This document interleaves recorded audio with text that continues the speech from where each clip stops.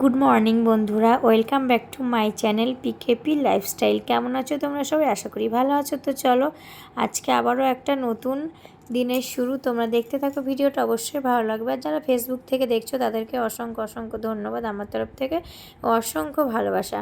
তো চলো, আজকে আমি বেডরুম ক্লিন দেখাবো, মর্নিংয়ের বেডরুম ক্লিন। তো কিভাবে আমি বেডরুমটাকে ক্লিন করি ওটাই দেখাবো, মানে অল্প অল্প করে, বেশি না। খুবই ছোট্ট ভিডিওটা। কেমন লাগলো অবশ্যই তোমরা কমেন্ট করে বলবে। তো চলো, আমি আগে থেকেই বিছানার চাদরটা নামিয়ে নিয়েছিলাম, তারপরে সব কিছুই নিচে নামিয়ে নিয়েছি। এবার শুধু বিছানার চাদরটা পাচ্ছি, দেখো। তো বিছানার চাদরটা ভালো করে পেতে নিচ্ছি। তো তারপরে এবার বিছানার চাদর পাতা হয়ে গেছে, এবার হাতে আমি ঝাঁটা ধরলাম। এটা হচ্ছে বিছনা ঝাড়ু। আমি যতই টান টান করে বিছানার চাদর পাতি না কেন, আমার কেন জানি না, না ঝাড়লে ভালো লাগে না, মনে হয় জানি না ঝাড়লে টান টান হয় না। তো তার জন্য আমাকে ঝাড়তেই লাগে, ঝেড়ে টান টান করতে লাগে। আর কোথাও যদি একটু বাড়তি হয়ে যায়, সেটাকেও আবার টেনে ঠিক করে দিই।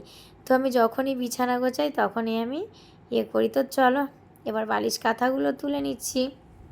আমাদের এখন আমাদের গরমকাল হলেও আমাদের ঘরের কিন্তু ওয়েদারটা ঠান্ডা, শীতকালের মতো। তার কারণ হচ্ছে এসি আছে, তার জন্য। তো তার জন্য আমাদের শীতকালের মতো কাঁথা কম্বল সবই রাখতে হয় খাটের পরে আর কি। তো তার জন্য দেখো কতগুলো কাঁথা, আমার মেয়ের একটা, আমার মেয়ের এক্সট্রা একটা লাগে, তোমাদের দাদা ভাইয়ের বালিশ, আর আমার মেয়ের বালিশ, মেয়ের পাশ বালিশ, আমি হচ্ছে বড় ভাঁজ বালিশে শুই। মানে এত কিছু ভাঁজ করতে করতে অবস্থা খারাপ হয়ে যেতে হয়। তো যাই হোক, চলো, ভাঁজ তো করে নিলাম, এক জায়গায় জড়োও করে নিলাম। এবার চলো খাটের উপরে যাওয়া যাক, যে এবার সাজিয়ে রাখি। তো চলো এবার সাজিয়ে রাখি। আর হ্যাঁ, আমার কিন্তু ঘরের আমার রুম ট্যুরটা এখনও দেওয়া হয়নি, কাজকর্ম কমপ্লিট হওয়ার পরে।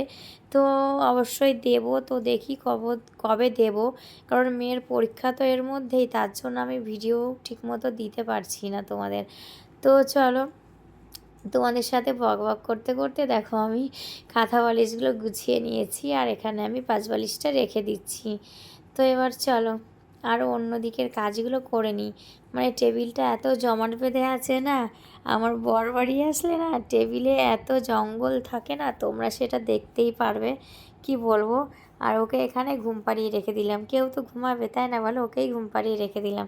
তো যাই হোক, চলো, যেটা বলছিলাম, তো দেখো তোমাদের দাদাভাই এলে যেখানে যেটা নেওয়ার সেখানে মানে জায়গায় রাখে না, সব রাখে টেবিলের পরে, যার জন্য আমার এত গোছাতে লাগে। তো চলো আমি একটু একটু করে টেবিলটা খালি করি। দেখো তোমরা কত জিনিস, যখন আমি খালি করব না তখন বুঝতেই পারবে যে কত জিনিস ছিল টেবিলের পরে, এখন একটু হালকা হয়েছে। তো বই খাতাগুলো না ওইখানে থাকে না টেবিলের পরে, আমি এখন পরীক্ষা যেহেতু, তার জন্য হাতের কাছে পাবো, তার জন্য কিছু বই খাতা আমি ওখানেই রেখে দিয়েছি মেয়ের। তো দেখো, তো তোমার ওর পুতুলটাকে চেয়ারে বসিয়ে দিলাম। তো জামা কাপড় তো সবই খুলে দিয়েছে, এবার কিছু মানে ছিল, বোতল ছিল, ওগুলোই ডাইনিং টেবিলের পরে বারান্দায় রেখে আসলাম। আর এবার একটু একটু করে গুছিয়ে নিচ্ছি, দেখো। তো কত কিছু তোমরা দেখো, মানে প্রচুর কিছু, প্রচুর কিছু। তো যাই হোক, ফাইনালি আস্তে আস্তে টুকটুক করে দেখো আমার গোছানো কমপ্লিট হলো। কেমন লাগছে বলো? ওর মেয়েটাকে ওখানে পা মেলিয়ে বসিয়ে দিলাম, আর একটু টেবিলটাকে ঝেড়ে নিলাম, ব্যাস কমপ্লিট আমার টেবিল গোছানো। তো আজকে আমার ঘর গোছানো কেমন লাগলো অবশ্যই লাইক কমেন্ট করে বলবে। ভিডিওটা ভালো লাগলে শেয়ার করে দেবে। তো চলো, টাটা, বাই বাই, ভালো থেকো, সুস্থ